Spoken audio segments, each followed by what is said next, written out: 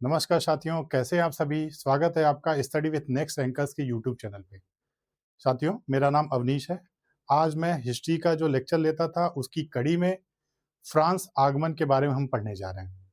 किस तरह से फ्रांस का आगमन हुआ, मतलब फ्रेंच का आगमन हुआ, फ्रांस के लोगों का आगमन हुआ, किस तरह से व्यापार किए, क्या क्या युद्ध किए, क्या क्या राजनीति रही, कैसे सेटलमेंट किया, इसके बारे में हम पढ़ेंगे।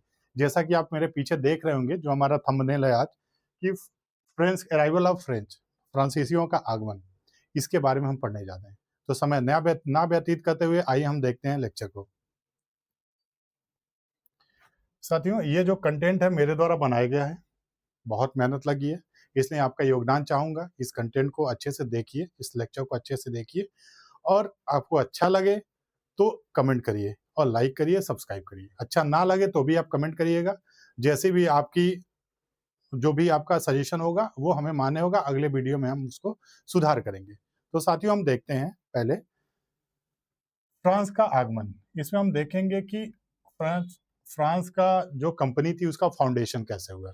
लुइस 14वां, लुइस 14, जो वहां पे राजा हुआ करते थे फ्रांस में, और कोलबर्ट एक उनके मिनिस्टर हुआ करते थे। इन दोनों ने मिलकर एक फ्रेंच ईस्ट इंडिया कंपनी बनाई।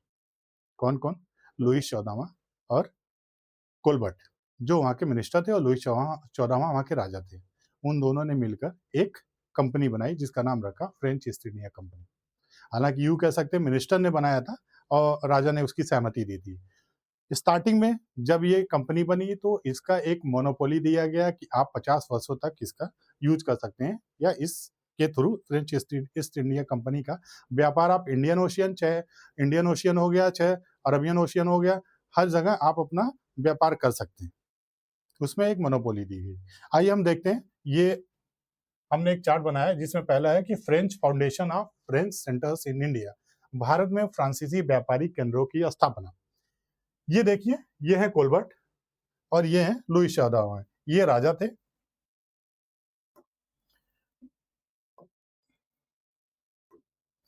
ये राजा थे,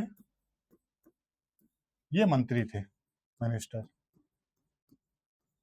ठीक है, लुइस 14वां और कोलबर्ट, इन दोनों ने मिलकर क्या बनाया? एक फ्रेंच ईस्ट इंडिया कंपनी। अब इसको हम देखते हैं, इंट्रोडक्शन में देखते हैं उसका परिचय कैसे देते हैं, कि जो फ्रांसीसी थे, भारत में व्यापार के उद्देश्य से आने वाले अंतिम यूरोपीय शक्ति थे। जैसा कि आप देखे होंगे, सबसे पहले कौन आए थे? पुर्तगीज,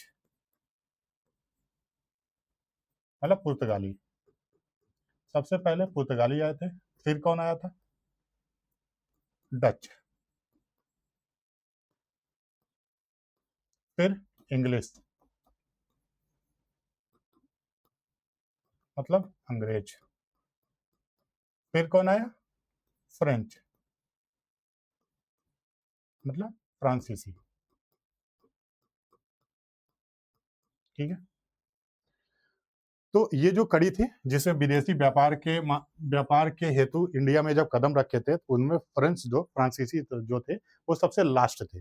लास्ट यूरोपियन कंट्री थी जो इंडिया में व्यापार के पर्पज से आई थी।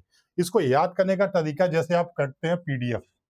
आप पीडीएफ आपको पता है, बस याद रखना कि एफ के पहले ई जोड़ देना है। तो पी, डी, ई और एफ।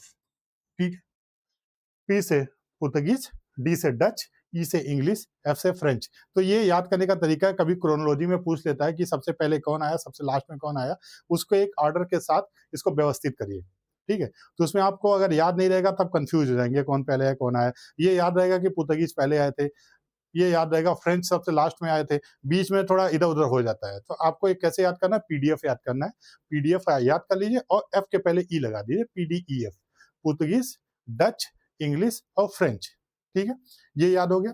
हम हम देख रहे हैं, क्या देख रहे हैं, कि जो फ्रांसीसी थे, भारत में व्यापार के पर्पज से आए थे, वो लास्ट यूरोपियन थे। जबकि उनसे पहले कौन आ गए थे? पुर्तगाली, डच, अंग्रेज, जो भारत में अपने व्यापारिक केंद्र स्थापित कर चुके थे। तब फ्रांस ने 17वीं शताब्दी में उत्तरार्ध में भारत में प्रवेश किया, मतलब नॉर्थ साइड से प्रवेश किया था। भारत में फ्रांसीसी बस्तियों की नींव 1664 में स्थापित की गई फ्रेंच ईस्ट इंडिया कंपनी की। कौन कौन थे? आपको जैसे मैं बताया, लुइस 14वां, ये राजा थे, और कोलबर्ट यहाँ पे मंत्री थे। इन लोगों ने मिलकर 1664 में क्या बनाया? French east India company. French east India company. ठीक है, यहां तक समझ में आया? फ्रेंच ईस्ट इंडिया कंपनी 1664 में फ्रांस ईस्ट इंडिया कंपनी की नींव रखी गई। अब आगे देखते हैं स्टैब्लिशमेंट, कैसे इसका स्टैब्लिशमेंट हुआ था। दोनों भाषाओं में, इसलिए दोनों तरह के लोगों के लिए है सुविधा होगी, किसी को परेशानी नहीं होगी, चाहे आप हिंदी मीडियम के हो या अंग्रेजी मीडियम के हो, किसी को परेशानी नहीं होगी। तो आइए हम देखते हैं उसका स्टैब्लिशमेंट कि कैसे कंपनी की स्थापना हुई। कौन कौन? 1664 में आपको बताया कौन? कोलबर्ट, जो मिनिस्टर थे, फ्रेंच मिनिस्टर थे। ठीक है, और दूसरे कौन से? लुईस चौदह, जो वहां के राजा हुआ करते थे। ठीक है, इन दोनों ने मिलकर फ्रेंच ईस्ट इंडिया कंपनी बनाई, जिसको 50 ईयर, जो जैसा मैं आपको बता चुका हूँ, 50 ईयर की मोनोपोली इसको दे दी गई। कहाँ कहाँ पे? इंडियन ओशियन और पैसिफिक ओशियन। इंडियन ओशियन और पैसिफिक ओशियन, इन दोनों में व्यापार करने के लिए। ठीक है, पहला। दूसरा, right to acquire and govern territories, नए क्षेत्रों पर अधिकार प्राप्त करने।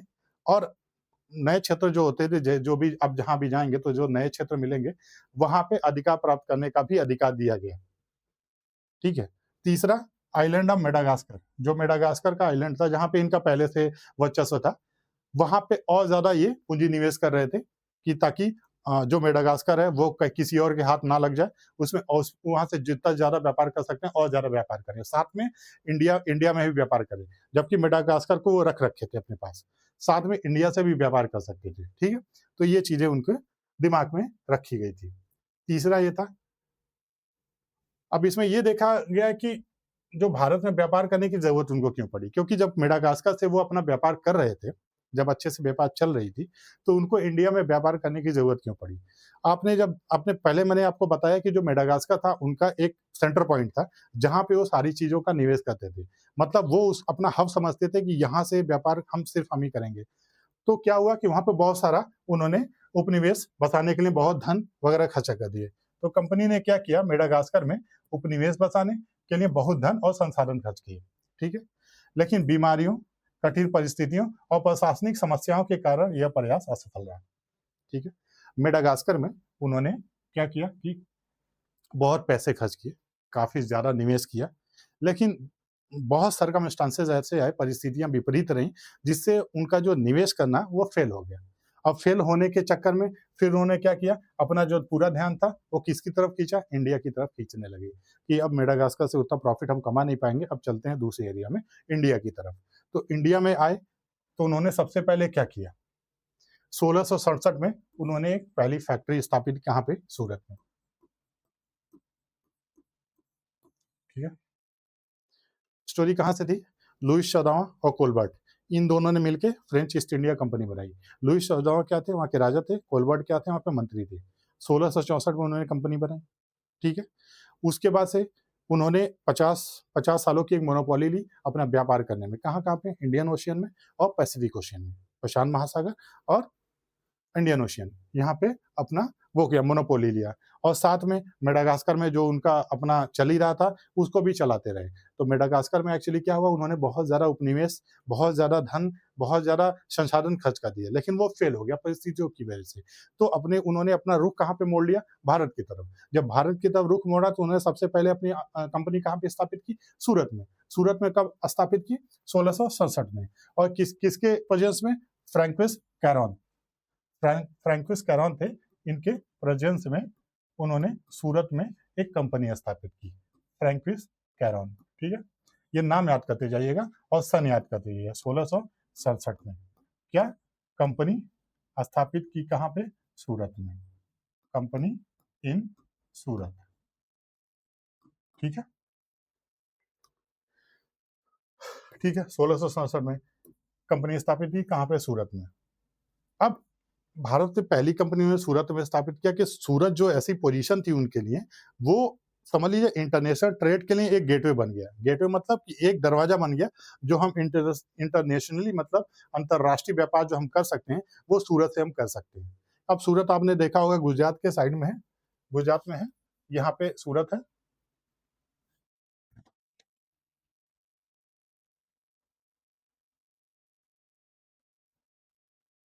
अगर हम मैप देखते हैं तो सूरत गुजरात में है। ठीक है? ये सूरत है, मतलब ये गुजरात में एक सूरत है। अब यहाँ पे क्या होता है, ये पूरा का पूरा समुद्र है, इनको व्यापार करना बहुत आसानी हो जाता है। सामान को ले जाना, ले आना बहुत आसानी तरीके से हो जाता है, ठीक है? तो उन्होंने सूरत को क्या किया, एक इंटरनेशनल ट्रेड के लिए गेटवे के रूप में इस्तेमाल करने लगे, ठीक है? अब 1667 में सूरत में कंपनी स्थापित हो गई। अब वहाँ पे ऐसा तो नहीं कि वहीं पे रुक जाएँगे, एक कंपनी स्थापित हो गई तो हम यहीं रहेंगे, अब कहीं नहीं जाएँगे, ऐसा नहीं है। उन्होंने फिर मासुलीपट्टनम में अपना कंपनी स्थापित किया, कब? 1669 में। तो 1667 में कहाँ पे किया? सूरत में। 1669 में कहाँ पे किया? मछलीपट्टनम में, अगर हिंदी में लिखते हैं तो, मछलीपट्टनम, ठीक है? ये मैप है, ठीक है? ये सुल्तान ये गोलकोंडा है, ठीक है? ये गोल जहाँ पे सुल्तान गोलकोंडा के सुल्तान रहा करते थे, तो ये गोलकोंडा है, मछलीपट्टनम यहीं पे है, ठीक है? ये कैसे कंपनियाँ स्थापित की जा रही है, उसका एक फ़ोटो है। तो हम देखते हैं। 1669 में एक पर्शियन व्यापारी थे। 1669 में एक पर्शियन व्यापारी थे जिनका नाम था मरकरा, ठीक है? 1669 में एक पर्शियन व्यापारी थे जिनका नाम था मरकरा, वो कैरॉन के साथ मिलके, ठीक है? जब फ्रांसिस कैरॉन थे, फ्रांसिस कैरॉन, ये मरकरा के साथ मिलके, मरकरा एक एक पर्शियन मर्चेंट थे। मरकरा कौन था? एक पर्शियन मर्चेंट, व्यापारी थे, ठीक है? एक पर्शियन मर्चेंट थे। इनके साथ मिलके, ठीक है, पर्शियन मर्चेंट थे, इनके साथ मिलके इन्होंने क्या किया, मछलीपट्टनम में कंपनी स्थापित किया। मछलीपट्टनम में कंपनी स्थापित करने से पहले उन्होंने क्या किया, अभी मैंने देखा मैप में दिखाया था आपको गोलकोंडा। तो गोलकोंडा के जो सुल्तान थे, गोलकोंडा के सुल्तान, गोलकोंडा के सुल्तान थे, उनसे परमिशन मांगा, इनसे परमिशन मांगा क्या, कि हमें एक कंपनी स्थापित करनी है। कहाँ पे? कंपनी के लिए कहाँ पे? मछलीपट्टनम में। कहाँ पे? मसूलीपट्टनम में। इंग्लिश में बोलेंगे तो मसूलीपट्टनम, हिंदी में बोलेंगे तो मछलीपट्टनम, मसूलीपट्टनम में, ठीक है? कंपनी स्थापित करने के लिए उनसे परमिशन मांगा। उन्होंने परमिशन दे दिया, और परमिशन दे दिया तो एक फ्रेंच फैक्ट्री स्थापित हो गई, कहाँ पे? मसूलीपट्टनम में, जो कोरोमंडल कोस्ट पे था। अब ये आपका मैप है, ठीक है? ये होता है मालाबार, ये होता है कोरोमंडल। तो कोरोमंडल कोस्ट पे यहीं पे उन्होंने फैक्ट्री स्थापित कर दिया, ठीक है? कब? 1669 में। 1667 में कहा? सूरत में। 1669 में कहा? मछलीपट्टनम में। और 69 के बाद 73, 1673 कहाँ पे? चंदन नगर। चंदन नगर कहाँ पे पड़ता है भाई? आप बताइए, कमेंट में बताइए, चंदन नगर कहाँ पे पड़ता है, ठीक है? ये देखते हैं, ये जो चंदन नगर का है, चंदन नगर में जो उन्होंने इस्टेब्लिशमेंट किया, चंदन नगर की इस्टेब्लिशमेंट किया था, ये ऐसे-ऐसे घर उस टाइम पे बनाए गए थे उनके द्वारा, ठीक है? तो उसकी फ़ोटो लगा रखा हूँ ताकि आपके दिमाग में ये बस जाए, किस तरह के वहाँ पे उनकी एम्ब्रॉयडरी होती थी, किस तरह से वो घर बनाते थे, वो सब यहाँ पे है। अब देखते हैं 1673 में क्या हुआ, कि शाइस्ता खान थे, मुगल, शाइस्ता खान, शाइस्ता खान, ये कौन थे? मुगल गवर्नर थे, मुगल गवर्नर। शाइस्ता खान कौन थे? मुगल गवर्नर, ठीक है? कहाँ पे? बंगाल में, ठीक है? शाइस्ता खान मुगल गवर्नर थे, कहाँ पे? बंगाल में। मुगल गवर्नर कह दो या सूबेदार कह दो, ठीक है? दोनों सेम बात थी उस टाइम पे। कहाँ पे थे? बंगाल में, ठीक है? फ्रेंच फ्रांसीसियों ने सोचा कि चंदन नगर में एक टाउनशिप हम स्थापित करते हैं। चंदन नगर कहाँ पे है? अभी मैं आपसे कमेंट में पूछा था, अगर कमेंट में जवाब दे दिए तो ठीक है, नहीं जवाब दे दिए हैं तो आप यहाँ पे सुन लीजिए। चंदन नगर कहाँ पे है? बंगाल में, कोलकाता के पास, ठीक है? तो वहाँ पे फ्रांसीसियों ने सोचा एक टाउनशिप स्थापित करते हैं, तो उन्होंने शाइस्ता खान से परमिशन लिया, ठीक है? शाइस्ता खान कौन था? बंगाल में गवर्नर था, ठीक है? या सूबेदार था। उससे उन्होंने परमिशन लिया कि हमको चंदन नगर में एक टाउनशिप स्थापित करनी है, उसने परमिशन दे दिया, ठीक है? तो चंदन नगर में एक उन्होंने टाउनशिप स्थापित कर दिया, जो कहाँ पे? कोलकाता के पास है। अब बाद में क्या हुआ, चंदन नगर को क्या बना दिया कि सबसे बंगाल में जो जब से सबसे फेमस सेटलमेंट था, वो चंदन नगर को बना दिया गया, ठीक है? Chandannagar later become the most important French settlement in Bengal. ठीक है, बाद में चंदननगर बंगाल में फ्रांसीसियों का सबसे महत्वपूर्ण केंद्र बना। तो ये याद रखिएगा, ये कभी क्वेश्चन में पूछ सकता है कि चंदननगर में जो सेटलमेंट हुआ वो किस सन में हुआ। ठीक है, उन्होंने परमिशन किस मुगल शासक से मांगा था, या जिससे परमिशन मांगा था, जिस गवर्नर से, जो मुगल गवर्नर था या मुगल सूबेदार था, उसका नाम क्या था, वो ऑप्शन में दे सकता है। ठीक है, तो आप ये सब ध्यान में रखते हुए देखिएगा। ये थोड़े अभी अभी तक हमने जितना पढ़ा उसके बेसिस पे हमने थोड़े की पॉइंट्स लाए हैं कि मतलब जो इंपॉर्टेंट जो बिंदु होती है उसको हम लाए हैं कि थोड़ा अगर उसको पढ़ेंगे तो पीछे की चीजें क्लियर हो जाएंगी। ठीक है, सबसे पहले आपको क्या किया हुआ 1664 में क्या हुआ था, कंपनी स्थापित हुई थी, फ्रेंच ईस्ट इंडिया कंपनी, किसके द्वारा, लुईस चौदामा और कोलबर्ट मिनिस्टर जो थे, उसको 50 साल की मोनोपोली एंजॉय करने का अधिकार मिला। ठीक है, उसके बाद पहली जो फैक्ट्री थी, जो फ्रेंच फैक्ट्री थी, वो कहाँ पे हुई, सूरत में, कब, 1667 में। ठीक है, सेकंड कहाँ पे हुई, मसूलीपट्टनम में 1669 में। थर्ड कहाँ पे हुई, चंदननगर 1673 में। ठीक है, इसमें 2 साल बाद, इसमें 4 साल बाद। ठीक है, ठीक है, और चंदननगर में जो सेटलमेंट का जो परमिशन दिया गया, किसके द्वारा दिया गया, शाइस्ता खान के द्वारा।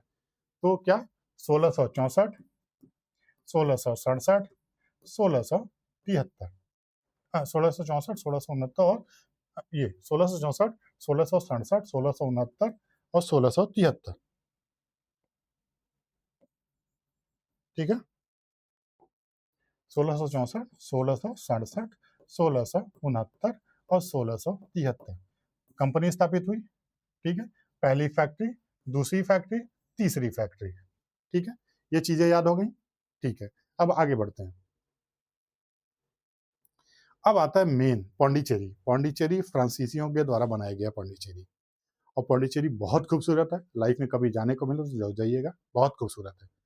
पौंडीचेरी जब फ्रेंच लोगों ने बनाया तो क्या क्या परेशानी हुई वो हम आके देखते हैं। और पौंडीचेरी इनका एक, समझ लीजिए कि जो हमारे शरीर होता है उसमें जो नर्व होता है वो जितना इंपॉर्टेंट रोल प्ले करता है, उसी तरह पौंडीचेरी फ्रांसीसियों के अ, भारत में साम्राज्य स्थापित करने और व्यापार करने में एक नर्व की तरह से काम किया था। एक एक मतलब महत्वपूर्ण कड़ी के तरह से काम किया था पौंडीचेरी उनके लिए। ये पौंडीचेरी है, ये बहुत खूबसूरत है। पौंडीचेरी आप देख सकते हैं यहाँ पे कि किस तरह समुद्र के किनारे बसा हुआ, बहुत खूबसूरत है। ठीक है,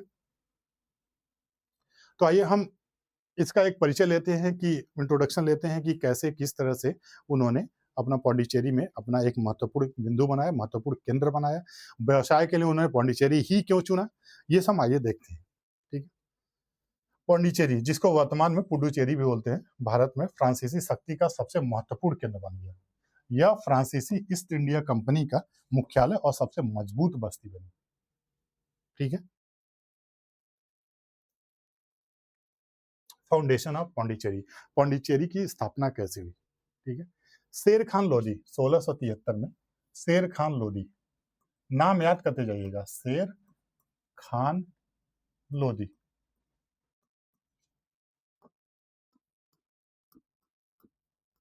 शेर खान, हिंदी में शेर खान लोदी। ठीक है, वलीकोंडापुरम, वलीकोंडापुरम जो बीजापुर में, ये बीजापुर, बीजापुर जो है कर्नाटका में, बीजापुर, बीजापुर में एक जगह है गोलकोंडा, बीजापुर में एक जगह है गोलकोंडा। ठीक है, गोलकोंडा, हाँ सॉरी, वलीकोंडापुरम, गोलकोंडा कह रहा हूँ, बीजापुर में एक जगह है वलीकोंडापुरम, वलीकोंडापुरम।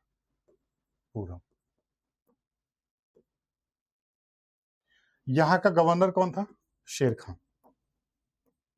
ठीक है, अभी देखते जाइएगा।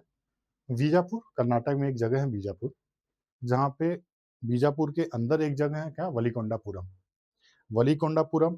ठीक है, वलीकोंडापुरम का जो गवर्नर था कौन था, शेर खान लोधी। 1673 की बात है। उसने क्या किया, जमीन दिया किसको, फ्रैंकोइस मार्टिन को। शेर खान लोधी, इसने क्या, जमीन दिया। ठीक है, जमीन दिया, किसको दिया, फ्रैंकोइस मार्टिन को। फ्रैंकिस मार्टिन को जमीन दिया। ठीक है, फ्रैंकिस मार्टिन कौन था? वो क्या हुआ, जब मछलीपट्टनम में जो कंपनी स्थापित की गई थी, तो वहां पे उसको डायरेक्टर बनाया गया था। ठीक है, जब मछलीपट्टनम में कंपनी थी, जो मछलीपट्टनम में कंपनी थी, मछलीपट्टनम मछलीपट्टनम में जो कंपनी था, इन्होंने फैक्ट्री खोली थी, फैक्ट्री, उसका कौन था? डायरेक्टर था, डायरेक्टर था। ठीक है, डायरेक्टर था। इसने क्या किया, जो शेर खान लोरी था, जो गवर्नर था वलीकोंडापुरम था, उससे एक परमिशन लिया होगा उससे, या कुछ जमीनें मांगी होगी, तो इसने कुछ जमीनें दे दी। ठीक है, किसने? शेर खान लोरी ने फ्रैंकिस मार्टिन को। ठीक, फ्रैंकिस मार्टिन कौन था? डायरेक्टर था, फ्रेंच फैक्ट्री एट पांसुलीपट्टनम। 1674 में पौंडीचेरी ऑफिशियली फाउंडेड हुआ था। तो पौंडीचेरी, अगर कभी क्वेश्चन में पूछता है कि पौंडीचेरी कब बना था, पौंडीचेरी, तो 1674 में। ठीक है, ये सन याद करिएगा, 1674। ठीक है, सेम ईयर फ्रैंकिस मार्टिन को फ्रांस का गवर्नर बनाया गया, फ्रेंच गवर्नर बनाया गया इंडिया में। इंडिया में जो फ्रांसीसियों की स्थापना हुई थी, तो फ्रांसीसियों की ईस्ट इंडिया कंपनी थी, तो ईस्ट इंडिया कंपनी का गवर्नर बनाया गया, किसको बनाया गया? फ्रैंकिस मार्टिन को। ठीक है, ठीक है, तो ये समझ में आ गया पौंडीचेरी की स्थापना कब हुई थी। फ्रैंकिस मार्टिन, जो मछलीपट्टनम में जो फैक्ट्री थी, उसका कौन था? डायरेक्टर था। उसने शेर खान लोधी से 1674 में, जो शेर खान लोधी जो गवर्नर था वलीकोंडापुरम का, ठीक है, जो बीजापुर में आता है, कर्नाटका में आता है, 1674 में उसने उनसे जमीनें मांगी होगी, उन्होंने जमीनें दिया। ठीक है, तो इसने ऑफिशियली 1674 में उसने एक फैक्ट्री फाउंड, 1674 में उसने पौंडीचेरी को फाउंड किया, ऑफिशियली फाउंड किया 1674 में। और सेम ईयर 1674 में ही उसे फ्रेंच ईस्ट इंडिया कंपनी का क्या बना दिया गया? गवर्नर। किसको? फ्रैंकिस मार्टिन को। ठीक है, अब आगे देखते हैं। अभी तक तो हमारे पास 3 जगह फैक्ट्री स्थापित हुई थी, पहला सूरत में, दूसरा मछलीपट्टनम में, तीसरा का बंगाल में। बंगाल में कहा? चंदननगर। ठीक है, चौथा, उसके अलावा भी बहुत जगह कंपनी स्थापित की, कहाँ पे? माहे में, कराईकल में, बालासोर और कासिम बाजार। ये आप याद कर लीजिएगा, कौन? माहे, कराईकल, बालासोर और कासिम बाजार, ये 4 जगह और स्थापित की गई थी। अब हम, जो फ्रैंकिस मार्टिन है, जिसको फ्रेंच ईस्ट इंडिया कंपनी का गवर्नर बना दिया गया, ठीक है, उसने क्या क्या किया, उन्होंने क्या क्या विकास किया, उन्होंने फ्रांसीसियों के लिए क्या क्या किया, इसके बारे में हम पढ़ेंगे। जब वो गवर्नर बन गया 1674 में, तो उसने क्या किया? पौंडीचेरी जो जमीन मिली थी, जो पौंडीचेरी की स्थापना की गई थी, उसका रैपिडली, बहुत तेजी से उसका विकास करने लगा। ठीक है, उसने क्या किया? उसको ट्रेड के पर्पज से मजबूत किया, एडमिनिस्ट्रेशन के पर्पज से मजबूत किया, इंफ्रास्ट्रक्चर के पर्पज से मजबूत किया। ठीक है, व्यापार, प्रशासन, आधारभूत संरचना, इन तीनों के पर्पज से उसने जो पौंडीचेरी है उसको मजबूत किया। ठीक है, अब इससे पहले चंदननगर फ्रांसीसियों के लिए एक केंद्र बन गया था, उससे पहले मेडागास्कर था, अब क्या हो गया? पौंडीचेरी हो गया, क्योंकि मेडागास्कर में उनका बहुत ज्यादा नुकसान हो गया था, उधर वो छोड़ दिए थे, भारत की तरफ अपना रुख बदल लिए थे। भारत में इससे पहले चंदननगर में, काफी पहले सूरत में थे, बाद में जब सूरत में आया तो सूरत में उन्होंने एक केंद्र बना लिया कि यहीं से व्यापार करेंगे, फिर बाद में चंदननगर में बना लिया, अब उन्होंने क्या बना दिया? पौंडीचेरी में, और पौंडीचेरी उनके लिए बहुत फायदेमंद साबित हुआ था। ठीक है, अब आगे देखते हैं। जब उन्होंने पौंडीचेरी में जब अपना सेटलमेंट कर लिया, पौंडीचेरी को मतलब स्थापित कर दिया, वहां से अपना सारा व्यापार करने लगे, वहां पे रहने लगे, बहुत अच्छे से चल रहा था। लेकिन उनको ये भूल गए कि हमसे पहले भी कुछ लोग आ चुके हैं। कौन कौन? पुर्तगीज और डच। पुर्तगीज तो खैर अपना एक जगह ठिकाना बना लिए थे, हमको सिर्फ व्यापार करना है, किसी लड़ाई झगड़े में नहीं पड़नी है। डच भी ऐसा ही कर लिए थे, लेकिन बीच में इनकी डच से थोड़ी सी हाथापाई हो गई, थोड़ी सी लड़ाई हो गई। ठीक है, ये देखिएगा, ये मैप में, ये बालासोर हो गया, ये मछलीपट्टनम हो गया, ये पौंडीचेरी हो गया, कराईकल हो गया। ठीक है, ये माहे हो गया। कभी कभी मैप में पूछ सकता है कि मतलब कि नॉर्थ से साउथ की तरफ या पश्चिम से पूरब की तरफ इसको मतलब वो करिए, अरेंज करिए। तो ये मैप है आपका इंडिया का, ये मैप है, इसमें आप देख लीजिए कहाँ पे, ये अगर मछलीपट्टनम है, ठीक है, ये पांडिचेरी होगी, ये कराईकल हो गया, ये माहे हो गया, इस तरह से। ठीक है, ये बालासोर हो गया, या उड़ीसा के पास ये बालासोर हो गया। तो ये मैप भी देखते जाइएगा, मैप मैंने इसीलिए मैप डाला है कि ताकि मैप को आप देखिए, अच्छे से समझिए, और कौन सी जगह कहाँ पे है वो दिमाग में बसा लीजिए, इसलिए मैंने मैप इसमें दे रखा है। अब क्या हुआ, जब पांडिचेरी की स्थापना हो गई, पांडिचेरी में सेटलमेंट हो गया, सब कुछ अच्छे से चल रहा था, कोई दिक्कत नहीं थी। डच के साथ युद्ध हो गया उसी समय पे। एक वार हो गया किसके बीच में, डच और फ्रेंच के बीच में, ठीक है। अब ये वार था जिसको सपोर्ट किया इंग्लिश वालों ने, अंग्रेजों ने हल्का फुल्का सपोर्ट किया, किसकी वजह से, रिवॉल्यूशन ऑफ 1688। 1688 की एक क्रांति थी, 1688 की एक क्रांति थी जिसके तहत अंग्रेजों ने डचों का समर्थन किया 1693 में पांडिचेरी पे कब्जा करने के लिए, ठीक है। 1693 में पांडिचेरी पर कब्जा करने के लिए, और कब्जा कर भी लिया। डच डच वर्सेस फ्रेंच, ठीक है, डच वर्सेस फ्रांसीसी, इन दोनों के बीच में युद्ध हुआ। डच को कौन सपोर्ट किया, सपोर्टेड बाय अंग्रेज। सपोर्ट कौन किया, इंग्लिश, मतलब अंग्रेज। अंग्रेजों ने सपोर्ट किया, क्यों सपोर्ट किया, 1688 में एक क्रांति हुई थी जिसकी वजह से, 1688 की क्रांति की वजह से, ठीक है, ठीक है। अब डच मजबूत हो गए, फ्रेंच अकेले पड़ गए। अब इसकी वजह से क्या हुआ, पांडिचेरी पे कब्जा हो गया। इसकी वजह से क्या हुआ, पांडिचेरी पे कब्जा हो गया, किसका, डच का कब्जा हो गया, ठीक है, किसका,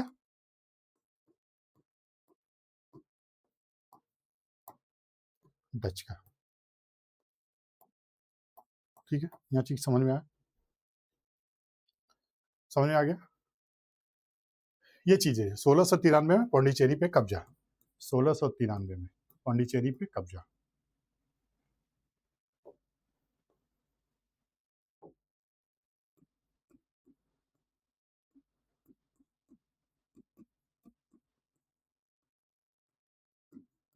पे कब्जा। फिर 1697, 4 साल बाद, 4 साल बाद एक संधि हुई, एक संधि हुई,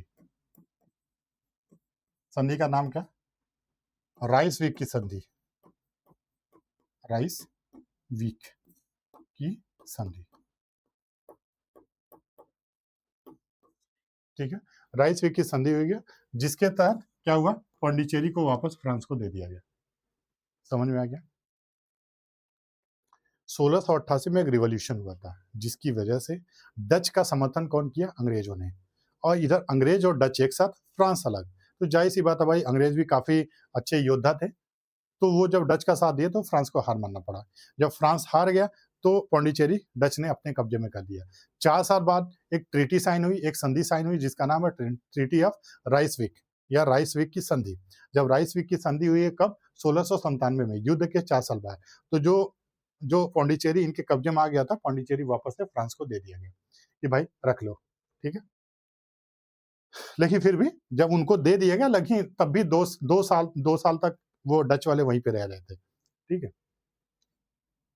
अब आगे देखते हैं पांडिचेरी का पुनरुत्थान। जब क्या हुआ, जब वापस से पांडिचेरी को इनके हाथ में दे दिया गया, अपना फ्रांसीसियों के हाथ में दे दिया गया, इन्होंने सोचा कि अब पांडिचेरी को हम डेवलप करेंगे नए तरीके से, उसका उत्थान करेंगे, उसका विकास करेंगे। तो आफ्टर रीगेनिंग, मतलब पांडिचेरी वापस मिलने के बाद, फ्रांसवा मार्टिन या फ्रैंकोइस मार्टिन इसको बोलते हैं, अंग्रेजी में फ्रैंकोइस लिखते हैं और हिंदी में फ्रांसवा पढ़ते हैं। तो फ्रैंकोइस मार्टिन ने रिबिल्ड किया, एक्सपैंड किया सेटलमेंट, मतलब उसका पुनर्निर्माण किया और उसका विस्तार किया। यह फिर से भारत में फ्रांसीसियों का सबसे महत्वपूर्ण केंद्र बन गया, ठीक है। अभी तक समझ में आ गया, ठीक है। अब ये देखते हैं मेजर सेटबैक, दूसरा झटका। पहला झटका क्या था, डच के साथ युद्ध। दूसरा झटका क्या था, स्पेनिश में उत्तराधिकार के लिए युद्ध चल रहा था। तो अब ये अपना क्या ध्यान जो हो गया, इधर व्यापार की तरफ न रखते हुए उधर ध्यान देने लगे फ्रांसिस। स्पेनिश में उत्तराधिकार युद्ध चलने लगा कब से, 1701 से 1714 के बीच में, डेट याद रखिएगा। जो टाइम है वो याद रखिए, ठीक है। तो अब क्या कह दिया, जब स्पेनिश में उत्तराधिकार का युद्ध चलने लगा तो जाहिर सी बात है जो फ्रांसीसियों की पकड़ उधर मजबूत होगी और इंडिया की तरफ कम होने लगेगी। जब उनकी मजबूती कम होने लगी मतलब वो कमजोर होने लगे, उनका व्यापार में कमजोर होने लगा। तो क्या हुआ, उन्हें कुछ फैक्ट्री छोड़नी पड़ी। कौन कौन सी? सूरत वाली, मसूलीपट्टनम वाली और बैंटम वाली, तीन फैक्ट्री उन्होंने छोड़ी है। ये तीनों यार नाम याद रखिएगा। क्या? सबसे पहले तो याद रखिएगा कि अगर उनको दिया जाए कि जब पौंडीचेरी की स्थापना हो रही थी उनको झटके किस किस तरह के मिले। पहला डच के साथ युद्ध हुआ जो बाद में ट्रीटी ऑफ राइसविक हुआ, तो उसके साथ उन्हें वापस कर दिया गया पौंडीचेरी। तो फिर इन्होंने सोचा कि हम नए तरीके से हम डेवलप करेंगे, नए तरीके से उसका पुनर्निर्माण करेंगे और उसका विकास करेंगे और अच्छे से डेवलपमेंट करेंगे, ठीक है। ये उन्होंने सोचा, किसने? फ्रैंकिस मार्टिन ने, जो कौन था? फ्रेंच ईस्ट इंडिया कंपनी का गवर्नर था, ठीक है, जिसने स्थापना किया था। अब उसके बाद दूसरा झटका क्या लगा? स्पेन में उत्तराधिकार युद्ध होने लगा, जो कब से कब तक था? 1701 से 1714, मतलब 14 साल तक। जब उधर युद्ध होने लगा तो वो अपना पूरा का पूरा ध्यान उस तरफ खींच लिए, स्पेनिश की तरफ। इधर अपना ध्यान देते नहीं थे। जब देते नहीं थे तो जाहिर सी बात है व्यापार में कमी आएगी, व्यापार में कमी आएगी तो कंपनियां बंद होंगी। तो उनकी जो 3 फैक्ट्री थी, एक फैक्ट्री सूरत वाली, दूसरी मासूलीपट्टनम वाली, तीसरी बैंटम वाली, इन फैक्ट्रियों को उन्हें छोड़ना पड़ा। ये याद रखिएगा, ये तीनों का नाम याद रखिएगा। कौन-कौन सी? सूरत, मसूलीपट्टनम,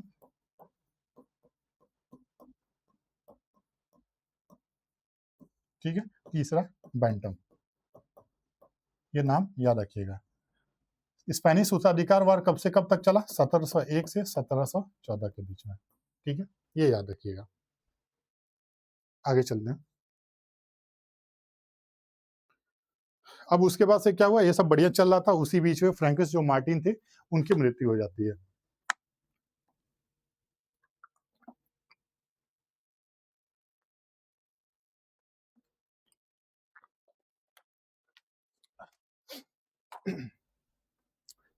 अब 31 दिसंबर 1706, ठीक है, 31 दिसंबर 1706 को फ्रैंकिस मार्टिन की डेथ हो जाती है।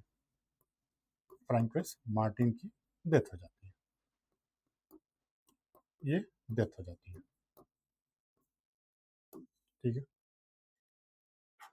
उस टाइम पे क्या बताया था कि जो फ्रैंकिस मार्टिन थे फ्रेंच ईस्ट इंडिया कंपनी के गवर्नर थे। काफी अच्छे से वो डेवलपमेंट कर रखा था, पौंडीचेरी वगैरह का सबसे अच्छे से डेवलपमेंट किया, उसका व्यापार को बहुत बढ़ावा दिया, ठीक है।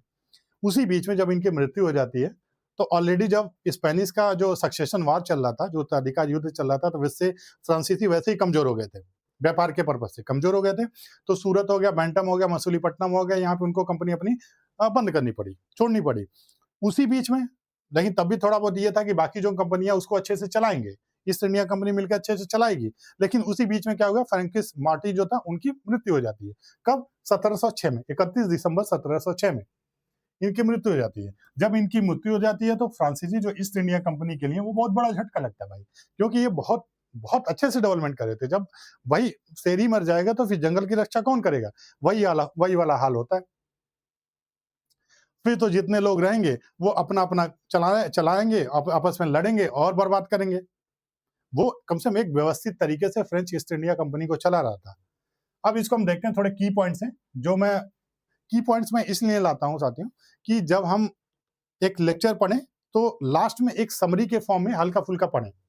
अभी लेक्चर और है, लेकिन ये है कि अभी तक जितना हम लोगों ने पढ़ा उसको एक शॉर्ट में समझ लेते हैं, ठीक है, जो मतलब रटने के पर्पज से और जो एग्जाम के पॉइंट ऑफ व्यू से बहुत इंपॉर्टेंट होगा, जो इसमें वन लाइनर क्वेश्चन बन सकता है। फाउंडर ऑफ पौंडीचेरी, पौंडीचेरी की स्थापना किसने किया? फ्रैंकिस मार्टिन ने। कब? 1674 में, पहला। दूसरा, किसने भूमि दी, भूमि किसने प्रदान की? तो किसने दिया था? शेर खान लोधी ने, ठीक है। ये सब वन लाइनर है, ये रटने के लिए है। आप इसको रट लीजिएगा, इसका स्क्रीनशॉट ले लीजिएगा, इसको रटिएगा जरूर, ठीक है। क्या हुआ? पौंडीचेरी किसने स्थापना, पौंडीचेरी किसने फाउंड किया था? फ्रैंकिस मार्टिन ने। जमीन किसने दिया था? शेर खान लोधी ने। पौंडीचेरी फाउंडेशन कब हुआ? पौंडीचेरी की स्थापना कब हुई? 1674 में। First French governor of Pondicherry, Pondicherry का प्रथम फ्रांसीसी गवर्नर कौन था? फ्रैंकिस मार्टिन, ठीक है। भारत में फ्रांसीसियों का प्रमुख गढ़ कौन सा था? पौंडीचेरी, ठीक है। जो डच थे, डच के साथ जब युद्ध हुआ तो युद्ध कब हुआ? 1693 में। डच ने अपना पौंडीचेरी पे कब्जा कब किया? 1693 में। फिर ट्रीटी ऑफ राइसविक हुआ। जो ट्रीटी ऑफ राइसविक क्या हुआ? उसको रिस्टोरिंग, पौंडीचेरी को रिस्टोर करने के लिए, वापस से फ्रांसीसियों को देने के लिए। वो कब हुआ? 1697 में। इन दोनों के बीच में 4 साल का गैप था, ये मैं बताया ही था आपको। 4 साल का गैप था, राइसविक की संधि। उसके बाद से और व्यापारिक केंद्र कौन कौन से थे? माहे था, कराईकल था, बालासोर था, कासिम बाजार था। ठीक है। कौन सा ऐसा मतलब कौन सा ऐसा यूरोपीय युद्ध था जो फ्रांसीसियों के व्यापार को बहुत ज्यादा प्रभावित किया? कौन सा था? ये war of Spanish succession, Spanish उत्तराधिकार का युद्ध। ये कब हुआ था? कब से कब तक चला? आपने पीछे याद नहीं है? 1701 से 1714 तक। ठीक है। उसके बाद से ये फ्रैंकिस मार्टिन की मृत्यु कब होती है? 31 दिसंबर 1706 से। अब ये देखिए, जो आपने पढ़ा उसको हमने एक अपना चार्ट के फॉर्म में ला दिया, ताकि ये इतना आप पढ़ लेंगे तो पीछे की सारी जो इंपॉर्टेंट चीजें हैं, जो रटने के पर्पज से हैं, वो आराम से रट जाएगी एक ही पेज में। अब आगे बढ़ते हैं। ये जो फ्रेंच कंपनी है, जो फ्रांस की कंपनी है, जो भारत में व्यापार करने के वजह से बनी थी फ्रांसीसियों के द्वारा, उसका पुनर्गठन उसका पुनर्गठन होने लगा। कब से? 1720 से। ये डेट बहुत इंपॉर्टेंट है कि पुनर्गठन कब शुरू हो गया था। पुनर्गठन पुनर्गठन कब शुरू हो गया था? ठीक है।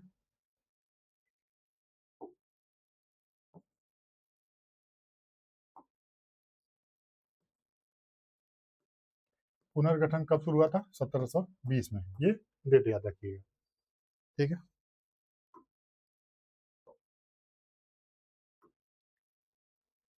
ये मैप है। ठीक है। ये पूरा मैप है जहाँ पे अपना उन लोगों ने, फ्रांसीसियों ने अपनी अपनी कंपनी स्थापित की। ठीक है। ये पूरा मैप है भारत का, जैसे मोस्टली यहाँ पे ये सब है, ये सब दे रखा है। जैसे मसूलीपट्टनम हो गया, मद्रास हो गया, पौंडीचेरी हो गया, ट्रैंक्यूर हो गया, कराईकर हो गया, नागापट्टनम हो गया, माहे हो गया, कालीकट हो गया, कोचीन हो गया, गोवा हो गया, बॉम्बे, दमन, दीव, ये सब चीजें, सूरत, ये जहाँ जहाँ इन लोगों ने अपनी वर्चस्व स्थापित किया था फैक्ट्री के फॉर्म में। ठीक है। अब इसको हम देखते हैं। पुनर्गठन स्टार्ट हो गया 18वीं शताब्दी में। 18वीं शताब्दी की जब प्रारंभ हुई, 18वीं शताब्दी, तो उसमें जो फ्रांसीसी ईस्ट इंडिया कंपनी की, उसको जब पुनर्गठन होना था तो बहुत सारी परेशानियां झेलनी पड़ी। क्या क्या? 1720 में फ्रांसीसी ईस्ट इंडिया कंपनी का पुनर्गठन किया गया, ये तो आपको पता है। उसका पुनर्गठन करने में उनको कई कठिनाइयों का सामना करना पड़ा, बहुत सारी कठिनाइयों का सामना करना पड़ा। ठीक है। इसमें हम एक एक करके पॉइंट वाइज देते हैं। पहला, कंपनी का पुनर्गठन करके इसका नाम perpetual company of the Indies, perpetual company of Indies रखा गया। पहला पॉइंट है, बहुत इंपॉर्टेंट पॉइंट है कि जब उस कंपनी का, जो फ्रेंच ईस्ट इंडिया कंपनी थी, उसका जब पुनर्गठन किया गया तो उसका नया नाम क्या रखा गया था? क्वेश्चन में दे देगा, 4 ऑप्शन में आपसे पूछ सकता है उसका नाम क्या रखा था। तो क्या रखा था? Perpetual company of the Indies. इसको आप शॉर्ट फॉर्म में पीसीआई भी पढ़ सकते हैं। ठीक है, PCI, perpetual company of Indies. ठीक है। अब इस पुनर्गठन से कंपनी की शक्ति और व्यापारिक गतिविधियों में पुनः वृद्धि हुई। फ्रैंकिस मार्टिन की मृत्यु के बाद वो थोड़ा मतलब बर्बाद होने लगा था फ्रांसिस कंपनी। ठीक है। फ्रांसीसियों की कंपनी बर्बाद होने लगी थी। कई कंपनियां छोड़नी भी पड़ गई थी, कई कंपनियां बंद भी करनी पड़ गई थी। ठीक है। और व्यापार में थोड़ी कमी आने लगी थी। तो ये हुआ कि उससे वापस से हम फ्रेंच जो ईस्ट इंडिया कंपनी, उसका पुनर्गठन करते हैं। जब उन्होंने पुनर्गठन किया 1720 में, तो नाम क्या रखा? Perpetual company of Indies. क्या? पीसीआई। ठीक है। जब पीसीआई बना तो वापस से जो पुराना था उनका दबदबा था, वापस से आने लगा। ठीक है। तो पुनर्गठन से कंपनी की शक्ति और व्यापारिक गतिविधियों में पुनः वृद्धि हुई। ठीक है। अब भारत में जब ये होने लगा तो भारत में फ्रांसीसियों के जो 2 गवर्नर थे जो बहुत इंपॉर्टेंट रोल प्ले करते हैं, एक था लेनोवर, एक दूसरा था ड्यूमा। ठीक। भारत में फ्रांसीसी शक्ति को 2 योग्य गवर्नर और गवर्नरों ने मजबूती बनाया। किसने? लेनोवर ने और ड्यूमा। 1720 से 1742 के बीच में इनके कुशल प्रशासन ने भारत में फ्रांसीसी प्रभाव को बढ़ाया। ठीक है। कौन कौन से? लिनियर और ड्यूमास। 1720 से 1742 के बीच में इनका एक कार्यकाल रहा जो बहुत इंपॉर्टेंट रहा, जिनकी वजह से फ्रांसीसियों का जो प्रभाव था भारत में, एक प्रशासन, एक एडमिनिस्ट्रेशन के पर्पज से बढ़ाया गया। ठीक है। जो फ्रांसीसी थे, वो भारत को हिंद महासागर में स्थित फ्रांस के उपनिवेशों से भी सहायता मिली। जो हिंद महासागर में जो फ्रांस की बहुत सारी उपनिवेश थे, वहां से भी उनको हेल्प मिला। वो उपनिवेश कहाँ-कहाँ पे थे? मॉरिशस में और रियूनियन में। जैसे मॉरिशस और रियूनियन में फ्रांसीसियों ने अपना उपनिवेश बना रखा था, जैसे मेडागास्कर में बना रखा था। तो भारत में जब जो फ्रेंच ईस्ट इंडिया कंपनी थी, उसका जब पुनर्गठन किया गया, तो नया नाम पीसीआई रखा गया। तो पीसीआई को मजबूत बनाने के लिए 2 योग्य गवर्नर मिले। कौन-कौन से? लेनोयर और ड्यूमा। जो 1720 से 1742 के बीच में एक नया प्रशासन शुरू किए और अच्छे तरीके से उसके व्यापार में और एडमिनिस्ट्रेशन में बहुत बढ़ोतरी की। उनको हेल्प भी मिलने लगा कहाँ पे? जो हमारा हिंद महासागर। हिंद महासागर इंडियन ओशियन में 2 जगह थे, मॉरिशस और रियूनियन, जहाँ पे फ्रांसीसियों ने ऑलरेडी अपनी वर्चस्व बना रखा था, अपनी कंपनी एस्टेब्लिश कर रखी थी। वहाँ से भी उनको हेल्प मिलने लगा उपनिवेश में, मतलब पैसे के रूप में। पैसे के रूप में, संसाधन के रूप में उनको फ़ायदा मिलने लगा। अब जिसकी वजह से भारत में इनका व्यापार और अच्छे से बढ़ने लगा, ठीक है? अब ये जो दोनों द्वीप थे, मॉरिशस और रियूनियन, ठीक है? ये नौसैनिक और व्यापारिक की दृष्टि से बहुत महत्वपूर्ण थे। यहाँ पे उनका एक मतलब एक कह सकते हैं कि नौसेना जो नवल कमांडिंग जो जगह थी, वह यहीं पे थी। और व्यापारिक दृष्टि से मतलब व्यापार के पर्पज़ से भी बहुत इम्पोर्टेंट रहा है ये दोनों जगह। कौन-कौन सा? म्यांमार और रियूनियन, ठीक है? अब टॉपिक देखते हैं, the Anglo French struggle for supremacy, the Carnatic war. अंग्रेजों और फ्रांसीसियों के बीच में प्रभुत्व की लड़ाई, कर्नाटक युद्ध, कर्नाटिक वार हुआ था। कार्नेटिक पढ़ इसको अंग्रेजी में कार्नेटिक पढ़ते हैं, कार्नेटिक वार। आप इसको कर्नाटक का युद्ध भी पढ़ सकते हैं, जैसा आपको सुविधा लगे वैसा आप पढ़िए, ठीक है? बैकग्राउंड क्या था? सबसे पहले हम देखते हैं बैकग्राउंड। ये सब देखिए, ये सब एक हमने फ़ोटो डाल दिया, ठीक है? तो ये जो जगह है कर्नाटक वार में, ये सब जगह बहुत इंपॉर्टेंट आती है, मैसूर वगैरह का, वहीं पे ये सब लड़ाई हुई थी, ठीक है? अब इसमें हम देखते हैं कि बैकग्राउंड क्या था, कि आखिर वजह क्या थी कर्नाटक वार होने की? बैकग्राउंड क्या था? कर्नाटक वार होने की वजह क्या थी? जो ब्रिटिश थे, अब ये जो इसको भी अंग्रेजों और फ्रांसीसी के बीच में लड़ी गई थी। तो ये दोनों जो थे, ब्रिटिश और फ्रांसीसी, मतलब ब्रिटेन और फ्रांस, ये जब भारत आए थे तो व्यापार के पर्पज से आए थे। भारत में व्यापार के पर्पज से आए थे, लेकिन धीरे-धीरे इन्होंने क्या किया कि भारत में जो राजनीतिक पॉलिटिकल इन्फ्लुएंस था, राजनीतिक हस्तक्षेप करने लगे, ठीक है? धीरे-धीरे वो भारत में राजनीतिक हस्तक्षेप करने लगे और राजनीतिक सत्ता स्थापित करने व प्रयास करने लगे, ठीक है? अब दोनों लोग पॉलिटिक्स में घुसेंगे, अभी इंडिया के तीसरे देश के पॉलिटिक्स में 2 लोग घुस रहे हैं। तो ज़ाहिर-सी बात है, अपना दबदबा कायम करने के लिए वो नए-नए नियम कानून लाएँगे, ठीक है? तो ज़ाहिर-सी बात है, दोनों के शब्दों में टकराव होगा। और जो टकराव होगा, अगर बातों तक सीमित रह जाती है तो कोई बात नहीं, बाद में वो युद्ध का रूप ले लेती है। तो उसी की वजह से कर्नाटिक वार हुआ था। तो भारत में जब उनकी प्रतिद्वंद्विता यूरोप में इंग्लैंड और फ्रांस की, अच्छा, उनकी दुश्मनी पहले भी थी, इंग्लैंड और फ्रांस की। वो पहले भी दुश्मनी थी उनकी, और इधर में नया उनको मिल गया कि चलो यार, पुराने दुश्मन मिल गए, लाओ लड़ाई कर लेते हैं, वही वाला हाल है। तो उसमें 3 कर्नाटक युद्ध के माध्यम से ये संघर्ष चला, अतः भारत में ब्रिटिश प्रभुत्व स्थापित किया गया, ठीक है? इंग्लैंड और फ्रांस का बहुत पहले ही अपना विदेशों में उनकी लड़ाई होती रहती थी, ठीक है? वो दुश्मनी पहले से थी और भारत में जब आए, दोनों आमने-सामने आए। दोनों भारत में जो पॉलिटिक्स थी उसमें अपना राजनीतिक हस्तक्षेप करने लगे। दोनों के बीच में राइवलरी हुई, जो 3 युद्ध के फॉर्म में बताया गया है। 3 कार्नेटिक वार के फॉर्म में बताया गया है। कार्नेटिक वार 1, कार्नेटिक वार 2 और कार्नेटिक वार 3, जो बाद में सब कुछ करने के बाद में एक्चुअली जीत किसकी होती है? ब्रिटेन की जीत होती है, और वही स्थापित करता है क्या? ब्रिटिश का मतलब भारत में साम्राज्य, क्योंकि फिर उसके राइवल कोई रहते नहीं है। जिस तरह से पुर्तगीज़, डच अपना एक जहाँ एक कोना पकड़ के बैठ गए थे, यहीं से हमको व्यापार करना, बाकी और कोई मतलब नहीं रखनी है। उसी तरह से ये 3 कार्नेटिक वार के बाद फ्रांस भी एक कोना पकड़ के बैठ गया था, हमें अब कुछ नहीं करना भैया, हमको लड़ाई झगड़े से कोई मतलब नहीं है, मैं अपना यहीं से व्यापार करूँगा, आपको जो करना करिए। ब्रिटेन को ऐसा बोल दिया था, बोल के दिया था, मतलब ये चीज़ें बाद में सहूलियत मिली थी ब्रिटेन को, युद्ध के बाद। 1740 में दक्षिण भारत की राजनीतिक स्थिति अस्थिर थी, ठीक है? बैकग्राउंड अभी हम पढ़ रहे हैं, ठीक है? वार क्यों हुआ था? वह कार्नेटिक वार होने की वजह क्या थी? एक तो पुरानी दुश्मनी, दूसरा ये है 1740 में जो साउथ इंडिया था, ये जो कार्नेटिक वार है साउथ इंडिया में ही आता है। ठीक है, ठीक है। साउथ इंडिया में आता है, वहां का जो निजाम था आसफ जाह। अब ये कह सकते हैं कि जो पहला कार्नेटिक वार हो रहा था, ठीक है, पहला कार्नेटिक वार, उस टाइम पे जो है वो वहां का निजाम कौन था? जो हैदराबाद था, हैदराबाद आंध्र प्रदेश का, उस टाइम पे आंध्र प्रदेश की राजधानी हुआ करती थी हैदराबाद। इसका जो निजाम था आसफ जाह। निजाम कौन था? आसफ जाह। ये उसका निजाम था, ये याद कर लीजिएगा। ठीक है, ये एक तो बूढ़े हो गए थे, दूसरा ये मराठाओं के साथ युद्ध में व्यस्त थे। ठीक है, पहला क्या था, 1740 में जो साउथ इंडिया में जो हैदराबाद है उसके जो निजाम थे आसफ जाह, एक तो बूढ़े हो गए थे, दूसरा वो मराठाओं के साथ अपना युद्ध में व्यस्त थे। तो ये जो जगह थी वो खाली होने लगी थी। जब जगह खाली होने लगती है, राजा बूढ़ा बूढ़ा होने लगता है, तो दो चार होते हैं उनके राइवल, वो सोचते हैं कि भाई मैं कब्जा करूं, मैं राजा बनूंगा। ये हर जगह होता है।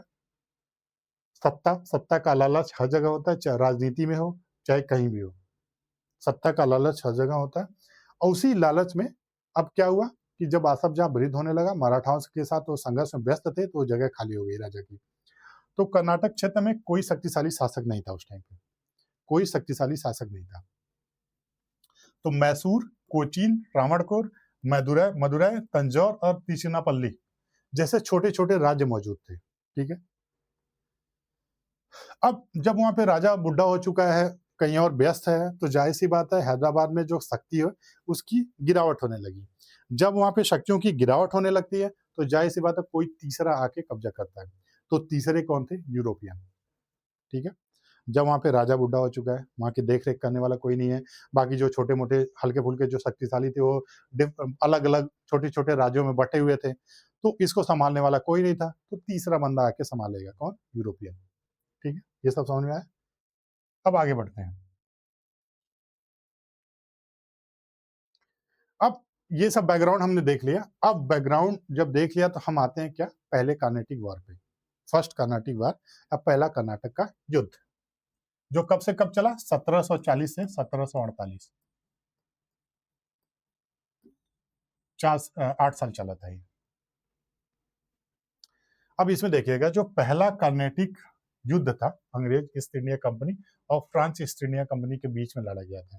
साथियों, अगर आपको याद होगा और आपने कई सालों से अगर तैयारी कर रहे हैं, तो आपको देखा गया हो कि क्वेश्चन पूछता है कि जो कर्नेटिक वार हुआ था वो किसके किसके बीच में लड़ा गया था।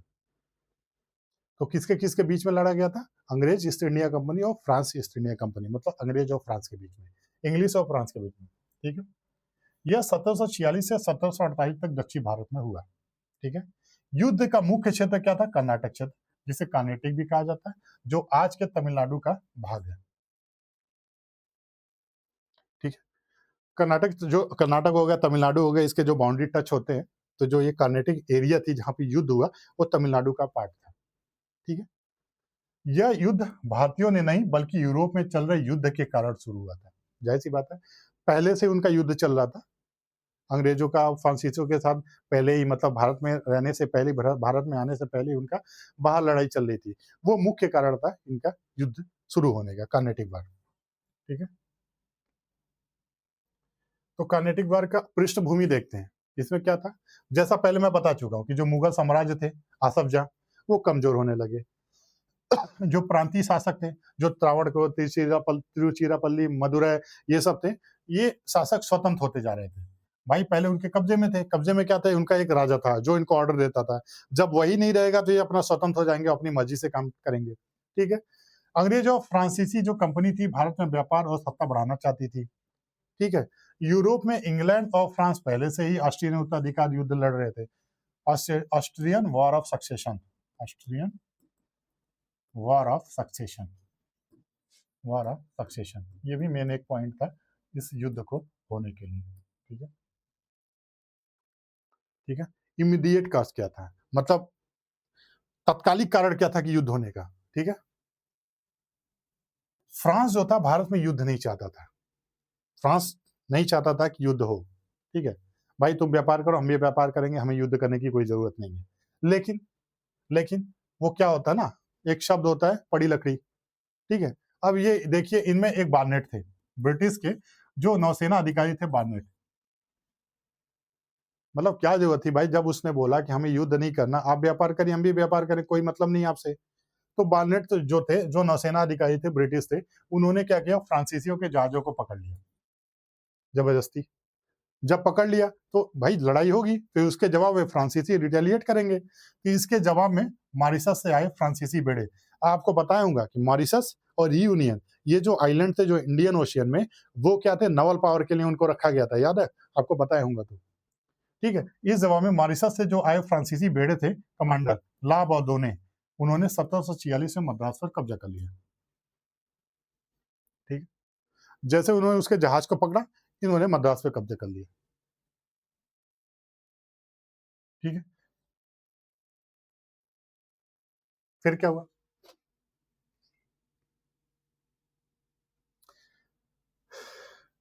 युद्ध के कारण क्या थे? पहला, इंग्लैंड और फ्रांस यूरोप में दुश्मन थे, ये तुमको आपको पहले ही बता दिया। उनकी दुश्मनी भारत तक पहुंचाई थी। ठीक है, दोनों देश व्यापार पर नियंत्रण करना चाहते थे। तो मतलब काज ऑफ द वार कहें, युद्ध के कारण कहें तो चार थे हमारे पास। पहला, war of succession, Austrian succession पहला। दूसरा, ट्रेड कंपटीशन, दोनों व्यापार के पर्पज से आए थे। तीसरा, वीक मुगल एम्पायर, मतलब कमजोर मुगल एम्पायर, मुगल साम्राज्य की कमजोरी से राजनीतिक अस्थिरता पैदा होगी। ठीक है, तीन। चौथा क्या, एम्बिशन ऑफ डुप्लेक्स, जो डुप्लेक्स थे भारत में फ्रांस के शक्तिशाली बनाना चाहते थे डुप्लेक्स। ये चार अहम पॉइंट थे युद्ध के कारण। ठीक है, अब ये इंपॉर्टेंट पर्सनालिटी जो कौन कौन से थे, ये जो थे डुप्लेक्स, ये थे, ऐसे दिखते थे, हीरोमाफिक। ठीक है, ये बर्डोनाइस थे, नाम तो अजीब होता है, आप लोग स्पेलिंग लिख दिया, आप स्पेल कर लेना अपने हिसाब से। ठीक है, बर्डोनाइस थे, ये ऐसे दिखते थे। ये हो गए अनवरुद्दीन। ठीक है, ये तीन लोग थे जो युद्ध में पार्टिसिपेशन इन तीनों लोगों का हुआ था। ठीक है,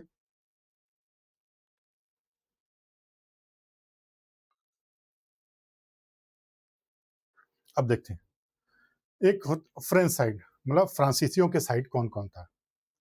भारत में फ्रांसीसी बस्तियों का गवर्नर जनरल था। ठीक है, ठीक है, कौन था? डुप्लेक्स। ये डुप्लेक्स है। जो फ्रांस साइड और अंग्रेज साइड, फ्रांस साइड में कौन थे? अपना डुप्लेक्स, मतलब फ्रांस ईस्ट इंडिया कंपनी की तरफ से अपना डुप्लेक्स थे, डुप्लेक्स, फ्रैंकोइस डुप्लेक्स। अंग्रेजों की तरफ से ईस्ट इंडिया कंपनी थी, जिसके एडमायरल एडवर्ड बॉस्कॉन थे। ठीक है, अभी हम पढ़ते हैं कि फ्रांस साइड कौन था। फ्रांस साइड कौन थे? फ्रैंकोइस डुप्लेक्स थे, और ये बर्डोनाइस थे, जो अभी फोटो में दिखाया था, डुप्लेक्स और बर्डोनाइस। डुप्लेक्स कौन थे? भारत में फ्रांसीसी बस्तियों के गवर्नर जनरल थे, जो फ्रांस में, जो भारत में जो फ्रेंच का सेटलमेंट हुआ था जहां जहां भी, उसका एक गवर्नर बनाया गया था। पहले फ्रैंकोइस मार्टिन थे, अभी बाद में डुप्लेक्स बनाए गए थे। ठीक है, अब ये डुप्लेक्स कैसे बनाए गए थे? एक्चुअली क्या हुआ था कि डुप्लेक्स का, ये, इनके पिताजी टैक्सेशन ऑफिसर थे। ठीक है, बाद में उनका बहुत फायदा इन्होंने उठा के अपनी एक जो कम फैक्ट्री थी उसके, मतलब ये गवर्नर बन गए थे डुप्लेक्स। बाद में कुछ चार्जेस लगे थे इनके ऊपर, जिसकी वजह से इनको सस्पेंड कर दिया गया था, डुप्लेक्स को। जब सस्पेंड कर दिया गया था, बाद में कोर्ट केस हुआ। जैसे होता है कि आपको अगर कोई चीज हो जाती है तो एक कोर्ट में जाते हैं, कोर्ट में आपको प्रूफ करना होता है कि हम सही है कि गलत है, दूसरे को प्रूफ करना होता है कि ये गलत है कि सही है। तो डुप्लेक्स भी कोर्ट में गए, डुप्लेक्स को, डुप्लेक्स अपने आप को सही साबित कर लिए। तो जो उनका जो टाइम पीरियड जो सस्पेंशन था, उसको उसके कंपनसेशन के रूप में, कि भाई आपके साथ गलत हुआ, तो उसको कंपनसेशन के रूप में इनको क्या बनाया गया था, जो फ्रांस में जो फ्रेंच सेटलमेंट था उसके, जो इनको गवर्नर बनाया गया था, गवर्नर जनरल। ठीक है, तो युद्ध के दौरान फ्रांसीसी नीति का मुख्य प्रमुख निर्माता यही थे। भारत में फ्रांसीसी राजनीतिक शक्ति स्थापित करना चाहते थे। ठीक है, उसने मद्रास को कर्नाटक के नवाब को देने से इनकार कर दिया था। युद्ध में फ्रांसीसी सफलता का प्रमुख नेता थे। ठीक है, ये थे। बर्डोनाइस के थे प्रसिद्ध फ्रांसीसी नौसैनिक कमांडर, जो कहां से आते हैं, अपना जो आइलैंड था माइसस और रियूनियन। 1746 में मद्रास पर फ्रांसीसी आक्रमण का नेतृत्व किया। अंग्रेजों से मद्रास जीत लिया, फिरौती लेकर मद्रास लौटाना चाहते थे। मद्रास के मुद्दे पर डुप्लेक्स से मतभेद हुआ था। अब इसमें देखते हैं, देखो क्या हुआ था। जब बार्नेट ने उनके जहाजों को पकड़ लिया था, तो फ्रांसीसियों ने क्या किया भाई, मद्रास पे कब्जा कर लिया। जब मद्रास पे कब्जा कर लिया तो ये हुआ था कि जो अंग्रेज थे उन्होंने ये बोला कि मद्रास हमको दे दो, ठीक है, हम आपके जहाज को छोड़ दे रहे हैं, मद्रास हमको दे दो। डुप्लेक्स ने बोला हम नहीं देंगे, और ये जो बर्नॉइस थे इसने बोला अभी, और वो पैसे देने के लिए राजी थे कि हम कुछ पैसे दे रहे हैं, जो भी आपका नुकसान हुआ हम उसके पैसे दे देना, आप मद्रास हमको दे दो, अंग्रेजों ने बोला। तो डुप्लेक्स ने बोला हम नहीं देंगे, लेकिन जो ये बर्नॉइस था इसने बोला ठीक है यार, पैसे मिल रहे हैं दे देते हैं, पैसे मिले दे देते हैं, लेकिन डुप्लेक्स बोला हम नहीं देंगे। जब डुप्लेक्स ने नहीं देंगे बोल दिया, तब क्या हुआ,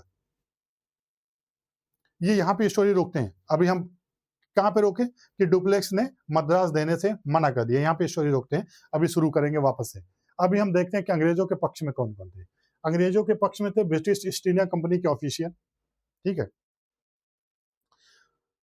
ठीक है, और दूसरे कौन थे, एडमायरल से एडवर्ड बस्कवेन, ठीक है, ये कौन थे, ब्रिटिश नौसैनिक के कमांडर थे। 1748 में पांडिचेरी पर अंग्रेजी आक्रमण का नेतृत्व किया था।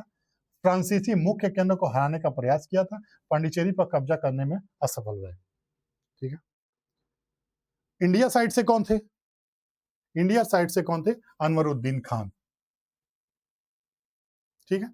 ये युद्ध के समय कर्नाटक का नवाब था, ये कर्नाटक के नवाब थे, अपने राज्य में शांति बनाए रखना चाहते थे। फ्रांसीसियों को मद्रास सौंपने का आदेश दिया था, आदेश न मानने पर सेना भेजी, अडेयर की युद्ध में फ्रांसीसियों से हार गए। अब हम वापस से कहाँ रुकने को बोला था, रुकने को मैं बोला था कि डुप्लेक्स ने देने से मना कर दिया, ठीक है, मद्रास हम नहीं देंगे। अंग्रेजों ने क्या किया, अनवरुद्दीन जो उस टाइम पे कर्नाटक के नवाब हुआ करते थे, कर्नाटक के नवाब हुआ करते थे, उनसे हेल्प मांगी कि हम पैसे भी दे रहे हैं फिर भी हमको मद्रास नहीं दे रहे हैं, जबकि हम इनके जहाजों को भी छोड़ दे रहे हैं। तो अनवरुद्दीन ने उनसे बोला कि, अनवरुद्दीन एक्चुअली क्या था, उस एरिया का नवाब था, तो उसने फ्रांसीसियों को बोला कि एक काम करिए, आप वापस कर दीजिए इनको, हम नहीं चाहते कोई लड़ाई झगड़ा हो हमारे एरिया में, ठीक है। जब डुप्लेक्स ने मना कर दिया तो इन्होंने क्या किया, अपनी सेना भेज दी, अनवरुद्दीन ने सेना भेज दी, किसके किसके पंजे से, महफूज खान, ठीक है, ठीक है। जब उन्होंने सेना भेज दी तो जाहिर सी बात है फ्रांस और अनवरुद्दीन में लड़ाई हो गई। देखते हैं, एक फिर ला बार्डोने जो थे के नेतृत्व में फ्रांसीसी सेना ने मद्रास पर हमला किया, अंग्रेज इसका बचाव नहीं कर सके, मद्रास फ्रांसीसियों के कब्जे में चला गया, ठीक है। जो ला बार्डोने थे मद्रास को फिर से अंग्रेजों को देना चाहते थे, डुप्ले मद्रास को अपने पास रखना चाहता था, जैसा मैं बताया। अंत में डुप्ले की बात मानी गई, ठीक है। जो बार्डोनेस से वो बोल रहा था ना पैसा लेके दे देते हैं मद्रास, लेकिन डुप्ले बोला हम नहीं देंगे, और बाद में डुप्लेक्स की थी, उसकी बात मान ली गई, ठीक है। तीसरा साइड नवाब का इंटरवेंशन था। नवाब जो थे कर्नाटक के नवाब थे, जिसकी एरिया में मद्रास आता था, ठीक है। अगर मान लो ये कर्नाटक है, इसकी एरिया में ए है मद्रास, ठीक है। यहां पे अगर लड़ाई हो रही है तो ये जो इसका नवाब था कौन, अनवरुद्दीन, अनवर था, वो नहीं चाहता था यहाँ पे लड़ाई हो। उसने क्या बोला कि मद्रास मद्रास वापस कर दो, वापस कर दो, किसको, अंग्रेजों को, किसको, अंग्रेजों को, ठीक है। बार्डनॉइस ने तो मान गया कि ठीक है पैसा लेके वापस कर देते, लेकिन डुप्लेक्स ने बोला हम नहीं देंगे। तब अनवरुद्दीन ने क्या किया, अनवरुद्दीन ने, जो अनवर थे उन्होंने क्या बोला, सेना भेजी, सेना भेजी लड़ने के लिए, किससे, फ्रांस से, फ्रांसीसी से, फ्रांसीसी, फ्रांसीसियों से लड़ने के लिए उसने सेना भेजी, ठीक है। अब ये जो लड़ाई हुई थी वो जो लड़ाई हुई थी उसको क्या बोलते हैं, battle of Adyar, battle of Adyar. Adyar एक रिवर है मद्रास में, वहीं उसी के बाजू में लड़ाई हुई थी, इसलिए बैटल ऑफ अदयार बोला जाता है इसको, अदयार का युद्ध, अदयार का युद्ध, ठीक है, अदयार का युद्ध, ठीक है। ये 1746 में हुआ था। अच्छा, ये सब किसका पार्ट है, फर्स्ट कार्नेटिक वार का, फर्स्ट कार्नेटिक वार जो था, पहली जो कार्नेटिक वार थी, पहली कार्नेटिक वार, इसका नाम ये भी है, कभी क्वेश्चन में पूछ सकता है, बैटल ऑफ सेंट थॉम, ये भी बोल सकते हैं, बैटल ऑफ सेंट थॉम, इसको भी पूछ सकता है, सब वही है, सब उसी के अंदर है। या बैटल ऑफ अदयार, ये सब पूछे, सब उसी के अंदर में, बैटल ऑफ अदयार, ठीक है, ये सब उसी के अंदर में। तो ये मतलब ये दोनों सेम है। तो ये कब हुआ था? 1746 में। नवाब ने 10,000 सैनिक भेजा, 10,000 सैनिक भेजा, जबकि फ्रांसीसी कम थे, ठीक है, लेकिन तब भी फ्रांसीसियों ने उनको हरा दिया। अच्छा, 10,000 सैनिक किसके साथ भेजा? महफूज खान के, महफूज खान गए थे लड़ने अनवरुद्दीन के कमांडर बन के, ठीक है, ठीक है। नवाब ने 10,000 सैनिक भेजे, फ्रांसीसियों ने संख्या में बहुत कम थी, फिर भी फ्रांसीसियों की जीत हुई। जब फ्रांसीसियों की जीत हुई तो यहाँ से एक चीज समझ में आ गई कि एक छोटी टुकड़ी, डुप्लेक्स की एक छोटी सी टुकड़ी, जो एक प्रॉपर डिसिप्लिन्ड है, वो एक बड़े से बड़े सैनिकों को भी हरा सकती है, बड़े से बड़े सैनिकों के बेड़े को भी हरा सकती है, ठीक है। बस एक डिसिप्लिन होना चाहिए, ठीक है, कला होनी चाहिए, लड़ने की कला होनी चाहिए, ऐसा नहीं कि बिखरे हुए हैं, ठीक है।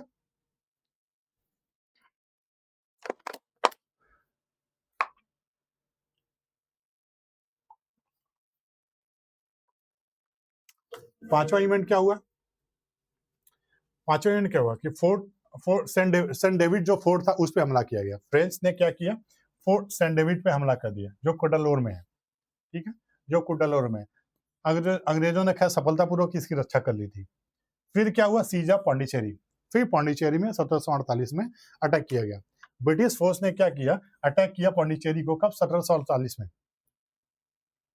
लेकिन जो फ्रांसीसी थे, अब भाई पांडिचेरी उनका अपना जगह था, अपना इलाका था, तो वो सारी चीजों से भली भांति परिचित थे कि बारिश आएगी तो कैसे छिपना है, कैसे युद्ध करना, उस जगह से परिचित थे। तो क्या हुआ, जब अंग्रेजों ने पांडिचेरी पर हमला किया तो जो फ्रांसीसी थे, एक तो मजबूत थे, काफी डिसिप्लिन थे, उन्हें रक्षा और वर्षा के कारण अंग्रेज असफल रहे, अंग्रेजों को हरा दिया, ठीक है। अब जब हरा दिया तो ट्रीटी हुआ, ट्रीटी ऑफ,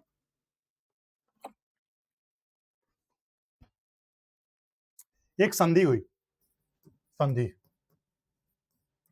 जिसका नाम रखा गया एक्स ले चपेले, x La चपेले,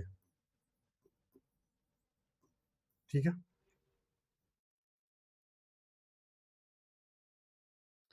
the European war ended, Europe का युद्ध खत्म हुआ, इंग्लैंड और फ्रांस के बीच में शांति स्थापित गई, मद्रास अंग्रेजों को वापस कर दिया गया, ठीक है। पूरा रिजल्ट ये निकला था। तो जो पहला कर्नेटिक वॉर हुआ था, उससे जो ट्रीटी साइन हुई थी, उसका नाम क्या? ट्रीटी ऑफ एक्सले चपेले, ठीक है।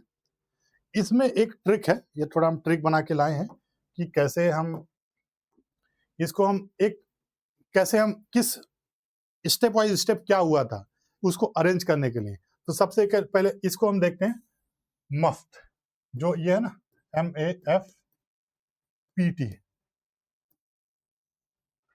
इसको आप मुफ्त पढ़ सकते हैं या मुफ्त पढ़ लीजिए, बस ध्यान में ये रखिएगा, इसको मुफ्त पढ़ लीजिए, बस ध्यान में ये रखिएगा कि ए, यू की जगह ए, बस ध्यान में ये रखिएगा। पहले उन्होंने मद्रास पे कब्जा किया तो अदयार का युद्ध हुआ, फिर उन्होंने सेंट डेविड फोर्ट पे अटैक किया, पौंडीचेरी पे कब्जा हुआ, फिर ट्रीटी ऑफ एक्सले चपेले हुआ। ये मतलब क्या है, एक क्रोनोलॉजिकल ऑर्डर में है।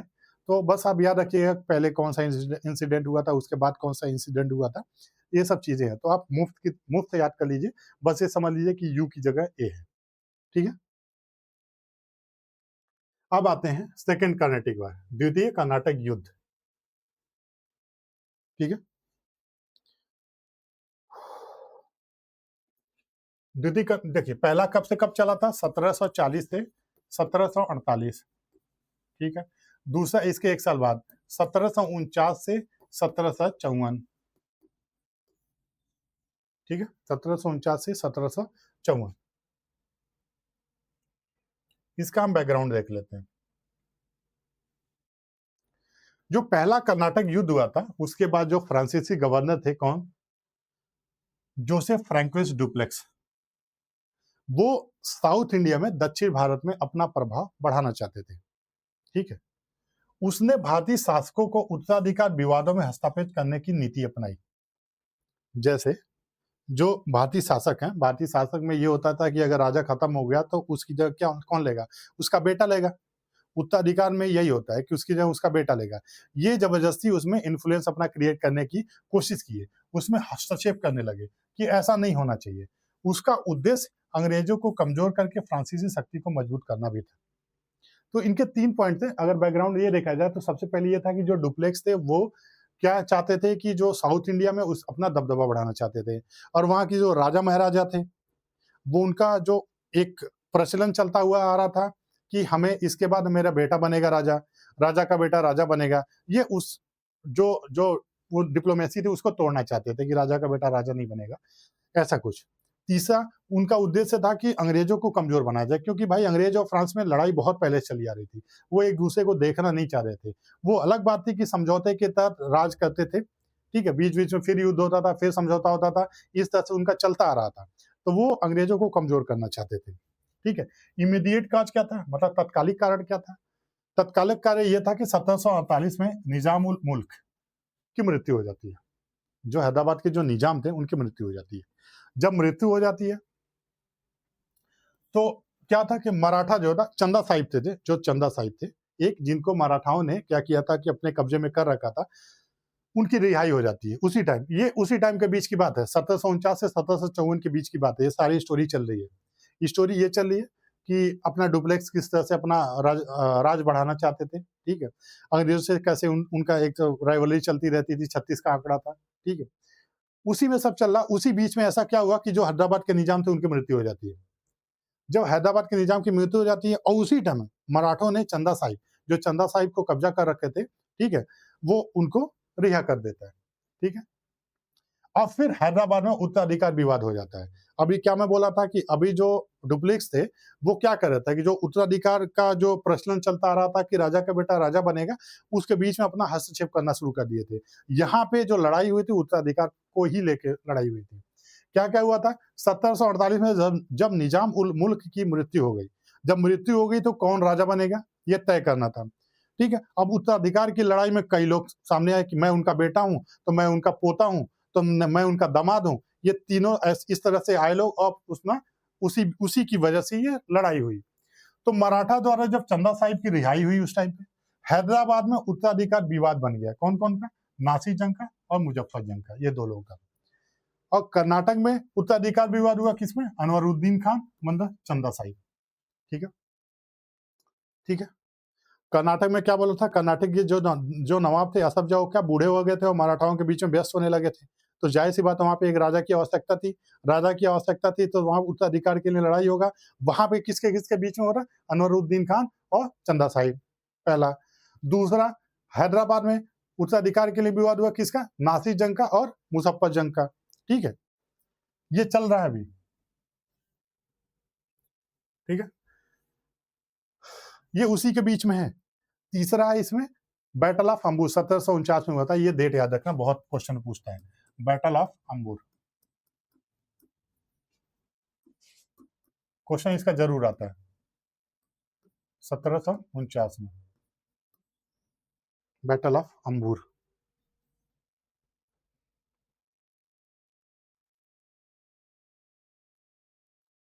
ठीक है।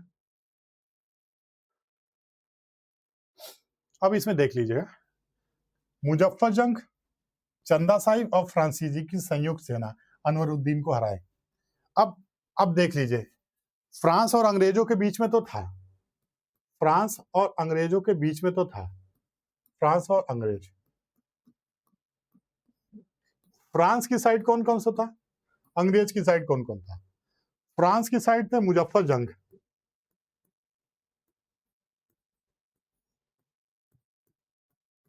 ठीक है, और चंदा साहिब,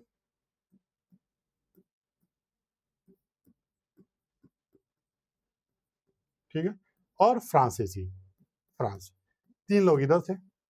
इस साइड कौन कौन से थे?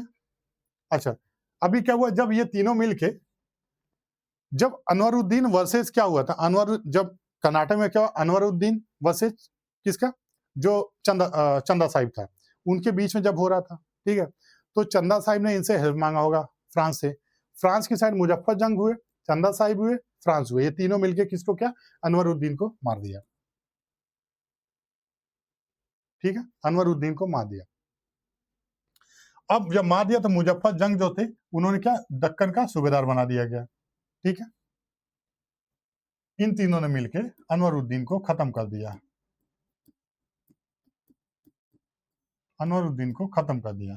तो ये जो मुजफ्फर जंग है ये बन गए अपना क्या, सूबेदार, ठीक है, और फ्रांस ने क्या किया, वहां का गवर्नर का पूरा जगह ले लिया, ठीक है।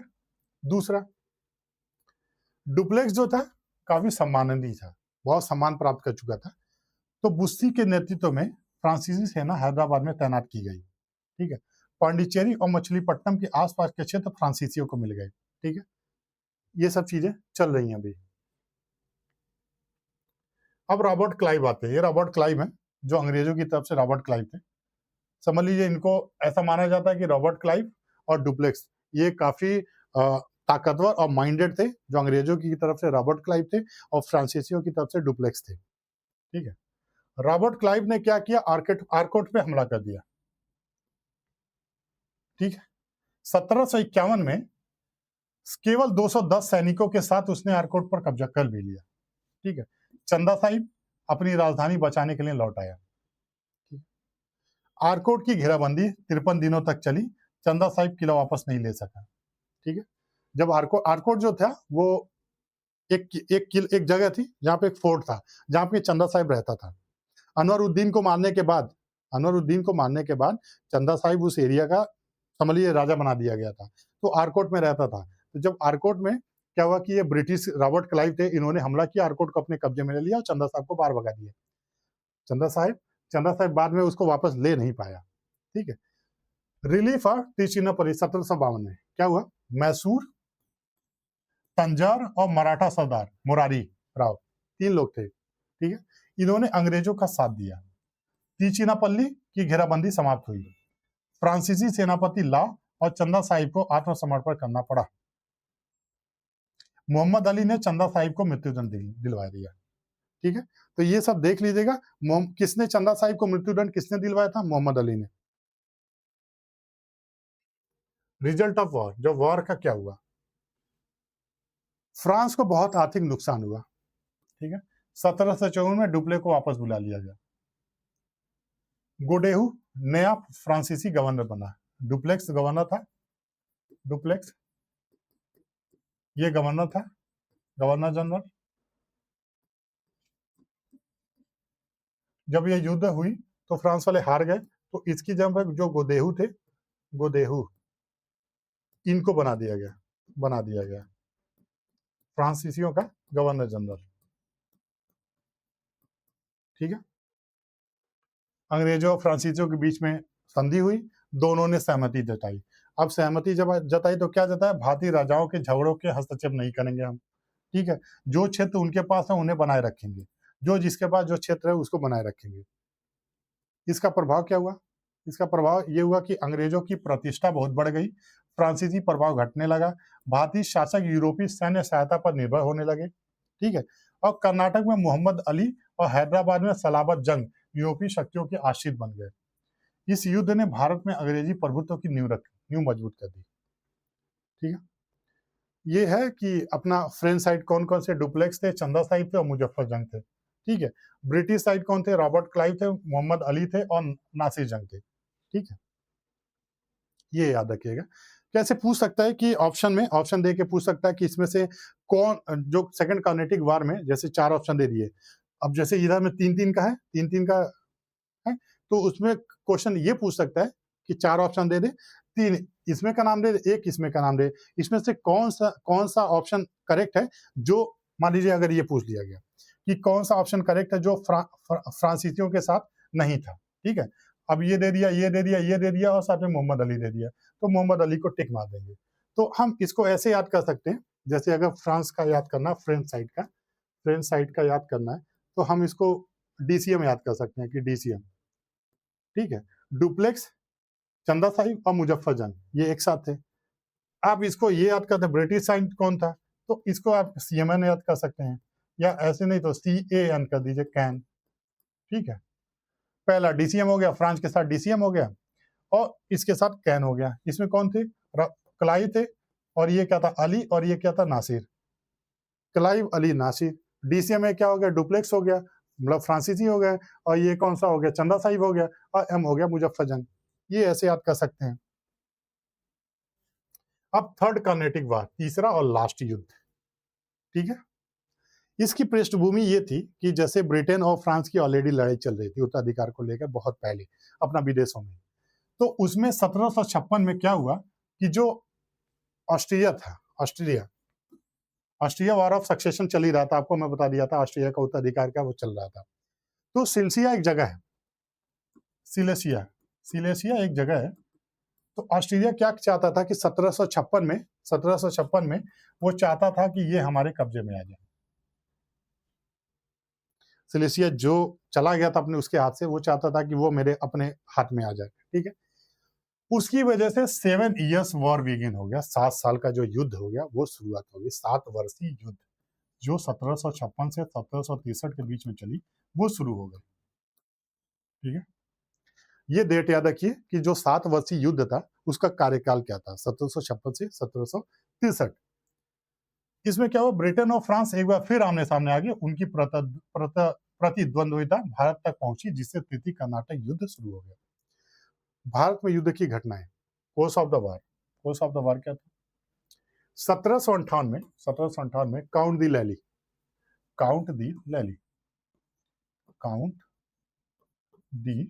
लैली, इनके नेतृत्व में जो फ्रांसीसी सेना थी वो सेंट डेविड और विजयनगरम में अंग्रेजी किलों पर कब्जा कर लिया। ठीक है, कौन कौन सा, जो 2 किले थे, सेंट डेविड और विजयनगरम।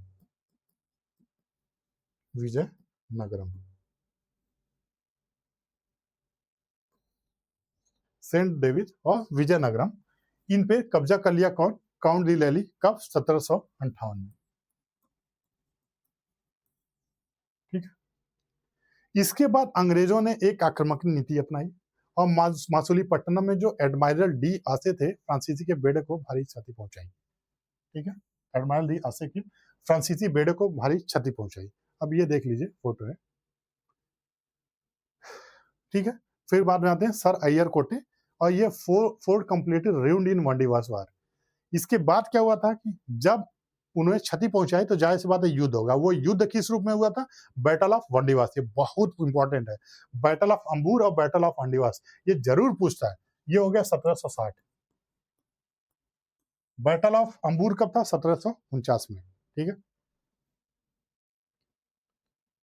अभी हम ये देखते हैं क्या हुआ था।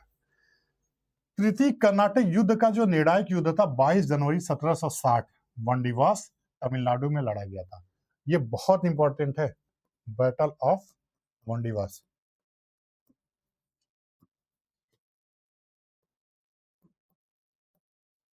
ये 1760 में। ठीक है, 1760 में। ये कहां पे है, तमिलनाडु में। ये तमिलनाडु में है, यहां पे लड़ा गया था। अंग्रेजी सेना का जो नेतृत्व कर रहा था वो कौन, अय्यर कोट्टे थे, सर आयरे कोट्टे, आयरे कोटे। इसको आप पढ़ सकते हैं, आयरे कोट भी पढ़ सकते हैं, आयरे कूट भी पढ़ सकते हैं, आप अपने हिसाब से पढ़ सकते हैं। एक्चुअल में अंग्रेजी में ये लिखा जाए सर अय्यर कोटे। जबकि फ्रांसीसी का नेतृत्व काउंट दी लैली, मतलब अय्यर कोटे वर्सेस काउंट दी लैली, ये थे अय्यर कोटे अंग्रेज, ये थे फ्रांसीसी। ठीक है, अंग्रेजों ने फ्रांसीसी सेना को बुरी तरह से पराजित कर दिया और बूसी को बंदी बना लिया। ठीक है, यह युद्ध पूरे संघर्ष का निर्णायक मोड़ सिद्ध हुआ था। ठीक है, 1761 में क्या हुआ कि पांडिचेरी का पतन होना शुरू हो गया, और जब फ्रांसीसी हारने लगे तो जाहिर सी बात है जो उनका सेटलमेंट का जो सबसे महत्वपूर्ण केंद्र था पांडिचेरी था, वो अब खत्म होने लगा। फ्रांसीसियों का दबाव खत्म होने लगा, अंग्रेजों का कब्जा शुरू होने लगा। ठीक है, तो आफ्टर डिफीट, वांडीवास में जब डिफीट हुआ तो लैली ने क्या किया, bravely defend Pondicherry for 8 month. 8 महीने तक तो उसने पांडिचेरी को बचाए रखा। बॉन्डिवास की हार के बाद लैली जो था उसने पौंडीचेरी को 8 महीने तक बचाए रखा, लेकिन 16 जनवरी 1761 को लेकिन 16 जनवरी 1761 को आत्मसमर्पण कर दिया। कब तक बचा के रखेगा भाई? जिंजी माहे के खो जाने पर भारत में फ्रांसीसी शक्ति लगभग खत्म ही हो गई थी। अरे एक पौंडीचेरी थी,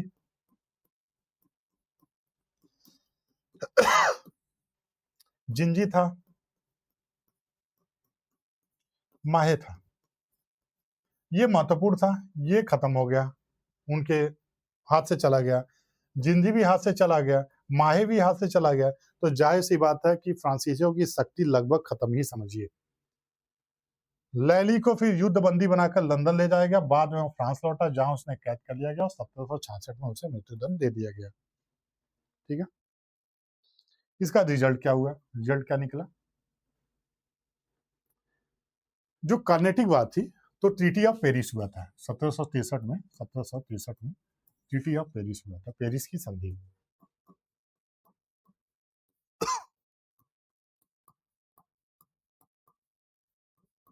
ठीक है, इसमें देखिएगा पहले वार में संधि हुई थी ट्रीटी ऑफ राइसविक।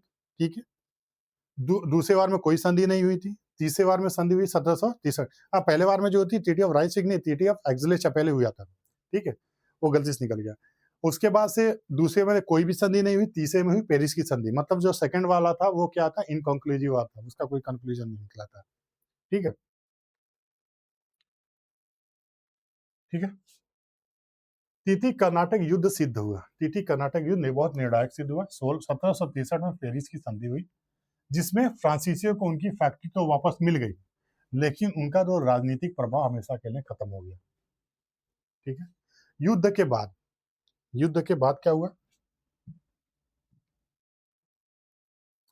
फ्रांसीसी केवल कुछ व्यापारिक बस्तियों तक सीमित रह गए, जैसे पुर्तगीज और डच। उसी तरह फ्रांसीसी भी एक जगह अपना चुपचाप बैठ गए, वहां से खाली व्यापार करने लगे। ठीक है, वे भारतीय राजनीति में हस्तक्षेप नहीं कर सके। अंग्रेज जो थे भारत की सबसे शक्तिशाली यूरोपीय शक्ति बन गए। डच पहले ही 1759 में बैटल ऑफ बिदारा के युद्ध में पराजित हो चुके थे। ईस्ट इंडिया कंपनी का भारत में कोई यूरोपीय प्रतिद्वंदी नहीं बचा। ठीक है, अब एक क्विक रिवीजन है, कुछ एग्जाम पॉइंट के व्यू से है। क्या ये जो अपना तीसरा था, ये क्या युद्धकाल इसका कब देखा गया? 1756 से 1763। मुख्य प्रतिद्वंदी कौन था? ब्रिटिश बनाम फ्रांसीसी। ठीक है, फ्रांसीसी नेता कौन थे? काउंट दी लैली। ब्रिटिश नेता कौन थे? आयरकुट। प्रमुख युद्ध कौन था? Battle of Wandiwash. पौंडीचेरी पे कब्जा कब हुआ? 1761 में। संधि क्या हुई? पेरिस की संधि 1763 में। विजेता कौन हुआ? ब्रिटिश। ठीक है साथियों, ये सब चीजें थी हमारी। आज का लेक्चर कैसा लगा आप जरूर बताइएगा, कमेंट करके जरूर बताइएगा, क्योंकि हमने बहुत मेहनत करके इसको बनाया है और कोशिश यही किया है कि सारी चीजें कवर हो जाए। फिर भी अगर कुछ कमी रह गई हो तो आप कमेंट में लिख के बता दीजिएगा क्या कमी रह गई है, हम आगे आने वाले वीडियो में उसका सुधार करेंगे। साथियों, इसी के साथ हम विदा लेते हैं, मिलते हैं अगले लेक्चर में। चलिए, बाय बाय।